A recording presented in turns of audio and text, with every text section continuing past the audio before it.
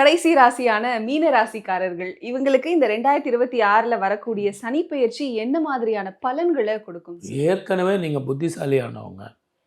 ஏற்கனவே உங்களை பொறுத்த வரைக்கும் எல்லாருக்கும் 2.5 வருஷம்னா உங்களுக்கு 3 வருஷம் ஜென்ம சனி பாடாப்படுத்திட்டு இருக்கு உங்களுக்கு.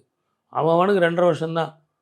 வாக்கிய பஞ்சாங்கத்தில் ஒரு 2.5 வருஷம், திருக்கணித பஞ்சாங்கத்தில் உங்களுக்கு ஒரு 2.5 வருஷம் அப்படின்னு மொத்தமாக ஓடிட்டுருக்கு. இப்போ உங்களுக்கு புதிய தொழில் வேண்டாம். இருக்கிறத வேலையை பாருங்கள். நான் அவனை நம்பினேன் இவனை நம்பலாம் வேண்டாம். புதிய தொழில் வேண்டாம். இருக்கிறத உருட்டிட்டு போங்க. வரவுக்கும் செலவுக்கும் சரியாக இருக்கும். அதை எப்படி தான் அளந்து கொடுக்குறான்னே தெரியாது. ஃபினான்ஸ் தயவு செஞ்சு பண்ணாதீங்க.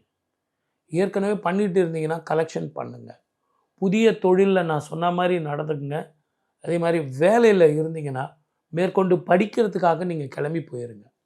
வெளிநாடோ வெளி மாநிலமோ நீங்கள் போனீங்கன்னா படிப்பு படிக்கலாம். உங்களை நீங்கள் எக்யூப் பண்ணிக்கலாம்.